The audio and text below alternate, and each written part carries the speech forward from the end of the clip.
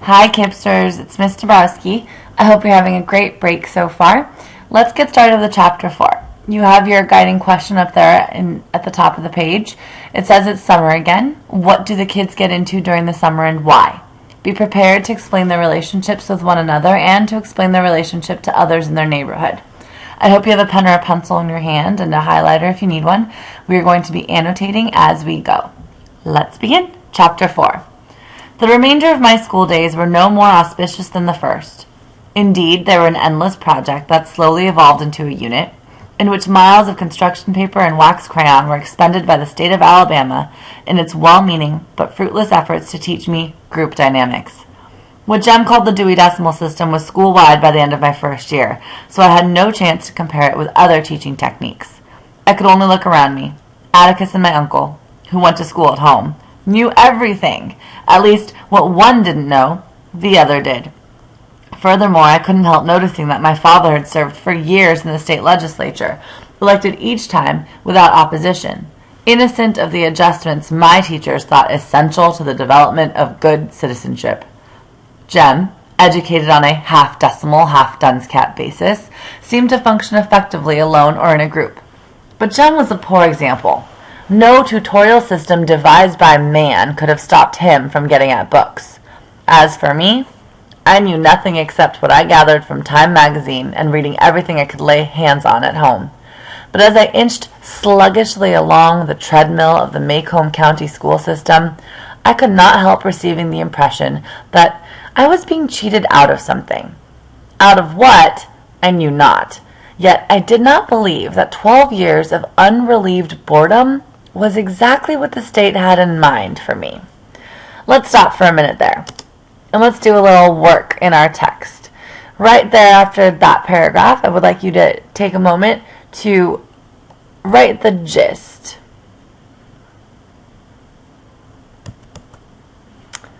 All right. The gist is, Scout is obviously disappointed with school. All right, in that paragraph, we see that she's very, very frustrated with the schooling that she's getting. Let's keep going. As the year passed, released from school 30 minutes before Jem, who had to stay until 3 o'clock, I ran by the Radley place as fast as I could, not stopping until I reached the safety of our front porch. One afternoon, as I raced by, something caught my eye, and caught it in such a way that I took a deep breath, a long look around, and went back. I think that's a pretty important line there, so I've highlighted it if you can see. Something caught her eye in the Radley place, in the tree on the Radley place. So that's really interesting because we know that they're very interested in Boo Radley. So I highlighted it just in case it's something that's going to come up. Let's go back to the book. 2 live oaks stood at the edge of the Radley lot. Their roots reached out onto the side road and made it bumpy. Something about one of the trees attracted my attention. Some tinfoil was sticking in a knothole just above my eye level, winking at me in the afternoon sun. I stood on tiptoe, hastily looked around once more, reached into the hole, and withdrew 2 pieces of chewing gum, minus their outer wrappers. My first impulse was to get it into my mouth as quickly as possible, but I remembered where I was. I ran home, and on our front porch I examined my loot. The gum looked fresh. I sniffed it, and it smelled all right. I licked it and waited for a while. When I did not die, I crammed it into my mouth. Wrigley's Double Mint. Let's stop for a second there as well. The gist is, Scout has found gum in the tree on the Radley property. Doesn't seem like much yet, but it's kind of surprising that they're finding something on the Radley property, the family that they've been pretty obsessed with in the past 3 chapters. Let's keep going. When Jem came home, he asked me where I got such a wad. I told him I found it. Don't eat things you find, Scout. This wasn't on the ground, it was in a tree. Jem growled. Well, it was, I said. It was sticking in that tree yonder, the one coming from school. Spit it out right now. I spat it out. The tang was fading anyway. I've been chewing it all afternoon and I ain't dead yet, not even sick. Jem stamped his foot. Don't you know you're not supposed to even touch the trees over there? You'll get killed if you do. You touched the house once. That was different. You go gargle right now, you hear me? Ain't neither. It'll take the taste out of my mouth. You don't and I'll tell Calpurnia on you. Rather than risk a tangle with Calpurnia, I did as Jem told me. Alright, it's pretty interesting here. I've highlighted this section, that was different. You go gargle right now. Ain't neither, it'll take the taste right out of my mouth. If you don't, I'll tell Calpurnia on you. I've highlighted that section because I kind of think Jem is acting more grown up than before. It seems like Jem's gotten kind of bossy. So go ahead and make that annotation with me, please. Alright, let's go on. For some reason, my first year of school had wrought a great change in our relationship. Calpurnia's tyranny, unfairness, and meddling in my business had faded to gentle grumblings of general disapproval. On my part, I went to much trouble sometimes, not to provoke her. So it sounds like Scout's relationship with Calpurnia has improved since school started. Summer was on the way. Jem and I awaited it with impatience. Summer was our best season. It was sleeping on the back-screened porch in cots, or trying to sleep in the treehouse. Summer was everything good to eat. It was 1,000 colors in a parched landscape. But most of all, summer was Dill. The authorities released us early the last day of school, and Jem and I walked home together. Reckon old Dill will be coming home tomorrow, I said. Probably day after, said Jem. Mississippi turns him loose a day later.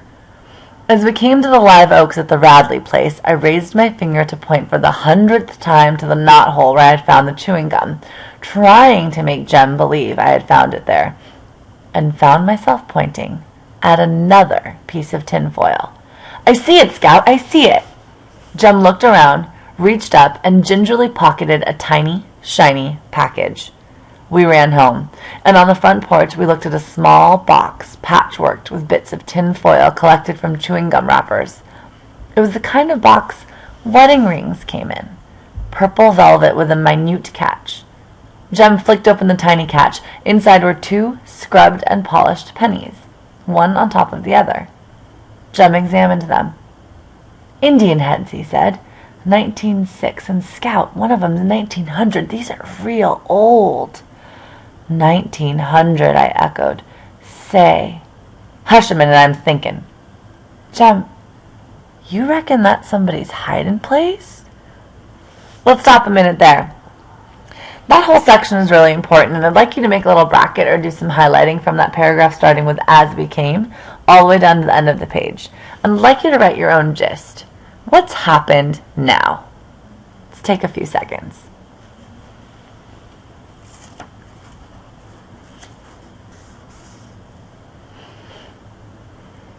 Alright, so hopefully you've written something along the lines of Jem and Scout have found another present in the tree on the Radley property.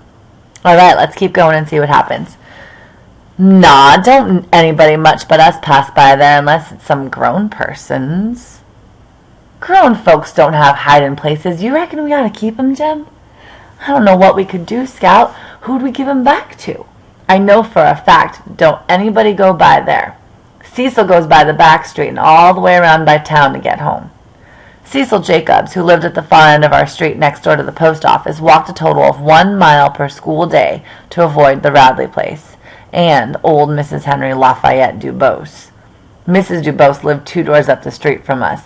Neighborhood opinion was unanimous that Mrs. Dubose was the meanest old woman who ever lived. Jem wouldn't go by her place without Atticus beside him. What you reckon we ought to do, Jem? Interesting. We're finding out a little bit more of the neighborhood. So actually I want to stop there and highlight that section as well. And I want to ask you the question, why do the children avoid the Radley place? And when I say the children, I also mean Cecil. What is it about that place in particular that makes them avoid it? Now, it's not only the Radley place. There's someone else that they're avoiding. Describe that as well. Let's take a few seconds now.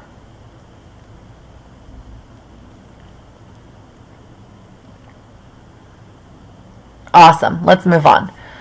Finders were keepers unless title was proven. Plucking an occasional camellia, getting a squirt of hot milk from Miss Maudie Atkinson's cow on a summer day, helping ourselves to someone's scuppernongs was part of our ethical culture. But money was different. Tell you what, said Jem. We'll keep them till school starts and go around and ask everybody if they're theirs. There's some bus child's, maybe. He was too taken up with getting out of school today and forgot 'em. These are somebodies, I know that. See how they've been slicked up? They've been saved. Yeah, but why should somebody want to put away chewing gum like that? You know it doesn't last. I don't know, Scout, but these are important to somebody. How's that, Jem? Well, Indian heads. Well, they come from the Indians. They're real strong magic. They make you have good luck. Not like fried chicken when you're not looking for it, but like things like long life and good health and passing 6 weeks tests. These are real valuable to somebody. I'm going to put them in my trunk. Before Jem went to his room, he looked for a long time at the Radley place. He seemed to be thinking again. And I highlighted that section also, that last sentence, those last 2 sentences there. And I want to ask you, what is Jem thinking about? What does this line of text show us about the children's summertime obsessions? Reread that little section there and think about what Jem is looking at, what his words are, and what he could be thinking about.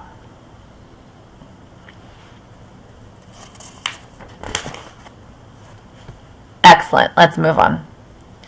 2 days later, Dill arrived in a blaze of glory. He had ridden the train by himself from Meridian to Maycomb Junction, a courtesy title. Maycomb Junction was in Abbott County, where he had been met by Miss Rachel in Maycomb's one taxi. He had eaten dinner in the diner. He had seen 2 twins hitched together get off the train in Bay Street, in Bay St. Louis, and stuck to his story regardless of threats.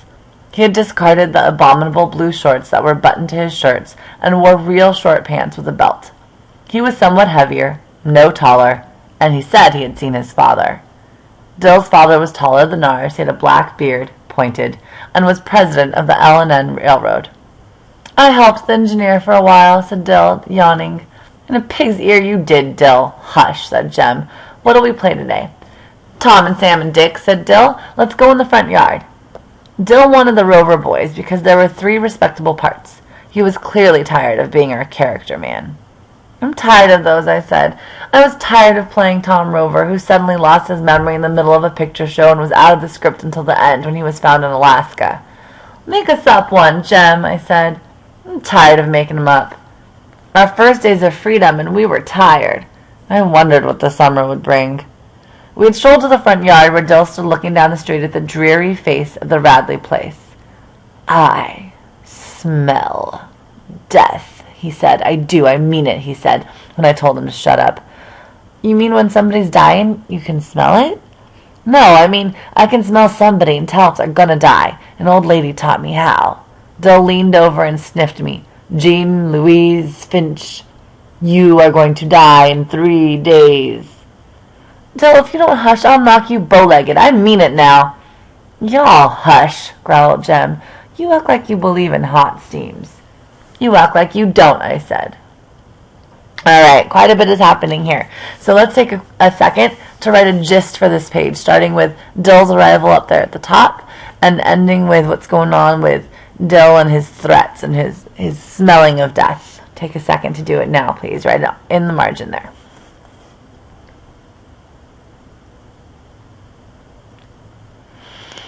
All right, let's start back up at the top of page 37. What's a hot steam? Asked Dill. Haven't you ever walked along a lonesome road at night and passed by a hot place? Jem asked Dill. A hot steam's somebody who can't get to heaven. Just wallows around on lonesome roads, and if you walk through them, when you die, you'll be one too, and you'll go around at night sucking people's breath. How can you keep from passing through one? You can't, said Jem. Sometimes they stretch all the way across the road, but if you have to go through one, you say, Angel bright, life and death, get off the road, don't suck my breath. That keeps them from wrapping around you. Don't you believe a word he says, Dill, I said. Calpurnia says that's nigger talk. And I'm going to stop a second there because that's a pretty important section. This is the first time we're seeing the N-word in use, and unfortunately we're not together to talk about it. It's a pretty serious situation when the kids start using the N-word, and I do want you to think about it. How is it being used? When they use the N-word, what are they describing? Are they describing something positive or something negative? At this point, you probably realize that they are describing something negative, and this is part of the time period and something that we're going to have a longer conversation about when we get back from break. In the meantime, I do want you to take note of the way Harper Lee, the author, uses dialect. She uses the kinds of words that would have been used at the time, and she uses them very freely. So don't be shocked if you see words that surprise you. Thank you for being mature. Let's move on. We're starting at Jem scowled. Jem scowled darkly at me, but said, "Well, are we going to play anything or not?" "Let's roll on the tire," I suggested. Jem sighed. "You know I'm too big." "You can push." I ran to the backyard and pulled an old car tire from under the house. I slapped it up to the front yard. "I'm first," I said. Dill said he ought to be first. He just got here. Jem arbitrated, awarded me first push with an extra time for Dill, and I folded myself inside the tire. Until it happened, I did not realize that Jem was offended by my contradicting him on hot steams, and that he was patiently awaiting an opportunity to reward me. Circle the word reward. I don't think she means it seriously. It sounds sarcastic. If he's waiting an opportunity to reward her, it sounds like he might punish her. He did, by pushing the tire down the sidewalk with all the force in his body. Ground, sky, and houses melted into a mad palette. My ears throbbed. I was suffocating. I could not put out my hands to stop. They were wedged between my chest and knees. I could only hope that Jem would outrun the tire and me, or that I would be stopped by a bump in the sidewalk. I heard him behind me, chasing and shouting. The tire bumped on gravel, skated across the road, crashed into a barrier, and popped me like a cork onto pavement. Dizzy and nauseated, I lay on the cement and shook my head still, pounded my ears to silence, and heard Jem's voice. "Scout, get away from there! Come on!" I raised my head and stared at the Radley Place steps in front of me. I froze. "Come on, Scout, don't just lie there!" Jem was screaming. "Get up, can't ya?" I got to my feet, trembling as I thawed. "Get the tire," Jem hollered. "Bring it with you. Ain't you got any sense at all?" When I was able to navigate, I ran back to them as fast as my shaking knees would carry me. "Why didn't you bring it?" Jem yelled. "Why don't you get it?" I screamed. Jem was silent. "Go on, it ain't far inside the gate. Why, you even touched the house once, remember?" Jem looked at me furiously, could not decline, ran down the sidewalk, treaded water at the gate, then dashed in and retrieved the tire. "See there?" Jem was scowling triumphantly. "Nothing to it. I swear, Scout, sometimes you act so much like a girl, it's mortifying." "All right, write a gist. Explain what just happened with Scout and the tire. Go."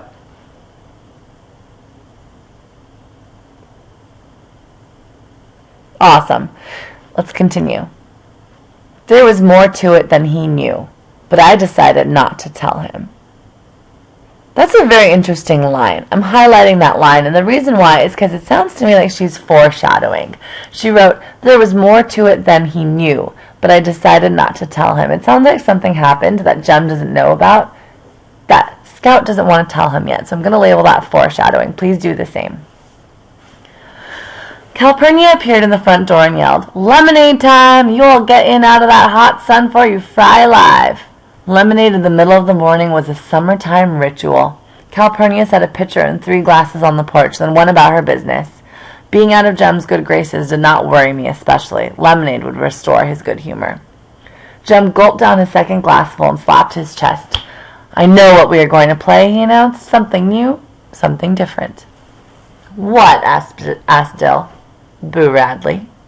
Jem's head at times was transparent. He had thought that up to make me understand he wasn't afraid of Radley's in any shape or form, to contrast his own fearless heroism with my cowardice.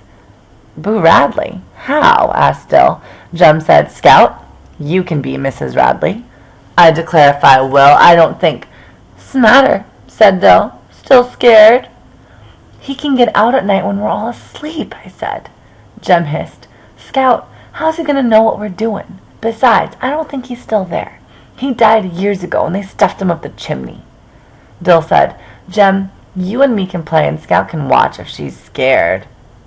I was fairly sure Boo Radley was inside that house, but I couldn't prove it, and felt it best to keep my mouth shut or I would be accused of believing in hot steams, phenomena I was immune to in the daytime. Jem parceled out our roles. I was Mrs. Radley, and all I had to do was come out and sweep the porch. Dill was old Mr. Radley. He walked up and down the sidewalk and coughed when Jem spoke to him. Jem, naturally, was Boo. He went under the front steps and shrieked and howled from time to time. As the summer progressed, so did our game.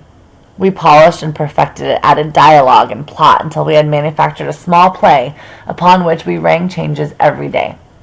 Dill was a villain's villain. He could get into any character part assigned him, and appear tall if height was part of the devilry required. He was as good as his worst performance. His worst performance was Gothic. I reluctantly played assorted ladies who entered the script. I never thought it as much fun as Tarzan, and I played that summer with more than vague anxiety, despite Jem's assurances that Boo Radley was dead and nothing would get me, with him and Calpurnia there in the daytime and Atticus home at night. Jem was a born hero. It was a melancholy little drama, woven from bits and scraps of gossip and neighborhood legend. Mrs. Radley had been beautiful until she married Mr. Radley and lost all her money. She also lost most of her teeth, her hair, and her right forefinger, Dill's contribution. Boo bit it off one night when he couldn't find any cats and squirrels to eat. She sat in the living room and cried most of the time, while Boo slowly whittled away all the furniture in the house.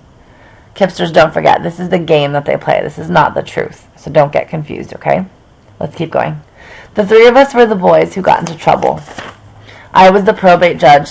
For a change, Dill led Jem away and crammed him beneath the steps, poking him with the brush broom. Jem would reappear as needed in the shapes of the sheriff, assorted townsfolk, and Miss Stephanie Crawford, who had more to say about the Radleys than anybody in Maycomb. When it was time to play Boo's big scene, Jem would sneak into the house, steal the scissors from the sewing machine drawer when Calpurnia's back was turned, then sit in the swing and cut up newspapers. Dill would walk by, cough at Jem, and Jem would fake a plunge into Dill's thigh. From where I stood, it looked real. All right, go ahead and write a gist from these past few pages that explains what the kids have been up to this summer, what kind of play they're doing. All right, let's get back to work. When Mr. Nathan Radley passed us on his daily trip to town, we would stand still and silent until he was out of sight, then wonder what he would do to us if he suspected. Our activities halted when any of the neighbors appeared, and once I saw Miss Maudie Atkinson staring across the street at us, her hedge clippers poised in midair. One day we were so busily playing Chapter 15, Book 2 of One Man's Family, we did not see Atticus standing on the sidewalk looking at us, slapping a rolled magazine against his knee. The sun said 12 noon. "What are y'all playing?" he asked. "Nothing," said Jem. Jem's evasion told me our game was a secret, so I kept quiet. "What are you doing with those scissors, then? Why are you tearing up that newspaper? If it's today's, I'll tan you." "Nothing." "Nothing what?" said Atticus. "Nothing, sir." "Give me those scissors," Atticus said. "They're no things to play with. Does this by any chance have anything to do with the Radleys?" "No, sir," said Jem, reddening. "I hope it doesn't," he said shortly, and went inside the house. I highlighted this line here where it says, "I hope it doesn't," he said shortly, and went inside the house. And I'm wondering, why is Atticus so frustrated about with the children about playing Boo Radley? Go ahead and answer that question if you have an answer to it, and copy the question down as well. It's a good one to wonder about. Why is he so frustrated? Feel free to pause it at any time if you need more time. I am going to go forward to finish this chapter. Jem, shut up. He's gone in the living room. He can hear us in there. Safely in the yard, Dill asked Jem if we could play anymore. I don't know. Atticus didn't say we couldn't. Jem, I said, I think Atticus knows it anyway. No, he don't. If he did, he'd say he did. I was not so sure. But Jem told me I was being a girl. That girls always imagined things. That's why other people hated them so. And if I started behaving like one, I could just go off and find some to play with. All right, you just keep it up then, I said. You'll find out. Atticus's arrival was the second reason I wanted to quit the game. The first reason happened the day I rolled into the Radley front yard. Through all the head shaking, quelling of nausea, and Jem yelling, I had heard another sound. So low I could not have heard it from the sidewalk. Someone inside the house was laughing. That's such a cool paragraph. It's such an important paragraph, and it shows us about why Scout is so uncomfortable with this game. One is because their dad got home and got mad, but the second reason is because it turns out she heard some laughter. So where earlier in this chapter could we tell that Scout was uncomfortable with the game? Think back to some of the annotations that we've already made. Where does this reference happen earlier in the story? Go ahead and try to find it and link those two pieces of evidence up. Awesome. Now that you've done that, here are some more questions to think about as you finish chapter 4. Can you describe the children's friendship? What do they like to do? What do they like to talk about? Can you describe the students' relationships, the children's relationships with Boo? Who gave the kids the gifts in the tree, do you think? Chapter 4 has lots of information. It has the tree, it has the play, it has Dill coming back, it has Atticus and the neighbors. Think about everybody's relationship with one another and what could be going on here. What are they learning? Awesome. Now that you're done with chapter 4, you can go ahead and do chapter 5 by yourself. You have a couple of charts and some questions to go with it. I will see you again in chapter 6 when you go to the next YouTube site. Good job, Kipsters, and I'll see you in the next video. Bye.